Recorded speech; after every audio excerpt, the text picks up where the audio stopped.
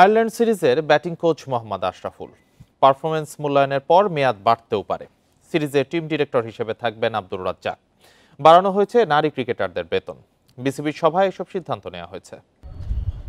খালেদ মাহমুদ সুজনকে নিয়ে কথা কম হয়নি। কেন টিম ডিরেক্টর দরকার, তখন সেই প্রশ্ন বারবার।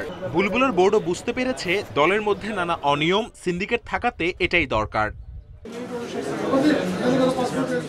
উইন্ডিজের বিপক্ষে দ্বিতীয় ওয়ানডেতে সুপার ওভারের সিদ্ধান্ত, টি-20তে এলোমেলো দল গঠন, এমনকি অধিনায়ক কোচদের কথা শোনেন না সালাউদ্দিন, সেই গুঞ্জন আছে। সেজন্য আয়ারল্যান্ড সিরিজে রাজ্জাককে রাখা হচ্ছে ড্রেসিং রুমে টিম ডিরেক্টর হিসেবে।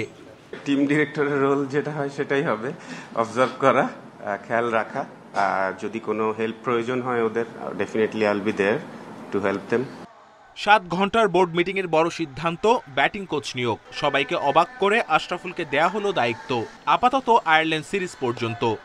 আয়ারল্যান্ড সিরিজের জন্য আমাদের ডাইরেক্টর আব্দুর রাজ্জাক সাহেবকে ওনাকে টিম ডিরেক্টর হিসেবে অ্যাপয়েন্ট করা হয়েছে। উনি ওই সিরিজে টিম ডিরেক্টর হিসেবে এডিশনাল রোল রেসপন্সিবিলিটি নেবেন। আর এছাড়া ব্যাটিং কোচ হিসাবে অ্যাপয়েন্ট করা হয়েছে মোহাম্মদ আশরাফুলকে, স্পেশালাইজড ব্যাটিং কোচ আয়ারল্যান্ড সিরিজের জন্য। বিশ্বকাপে নারী দলের মাত্র 1 জয়, তবে সাউথ আফ্রিকা, ইংল্যান্ড, শ্রীলঙ্কার বিপক্ষে জিততে পারত। নারীদের পারফরমেন্সে বাড়ছে সুযোগ সুবিধা। নারী ক্রিকেটারদের ডেইলি অ্যালাউন্স $50 থেকে $75 আর ট্যুর ফি $25 থেকে $50 রেইজ করা হয়েছে। এটা বোর্ড মিটিংও অ্যাপ্রুভ হয়ে গিয়েছে। শুধু তাই নয়, ওনাদের যে মান্থলি স্যালারি আছেন, যারা আমাদের কন্ট্রাক্টভুক্ত প্লেয়ার, তাদেরকে অন অ্যান এভারেজ 35% করে ইনক্রিমেন্ট দেওয়া হয়েছে।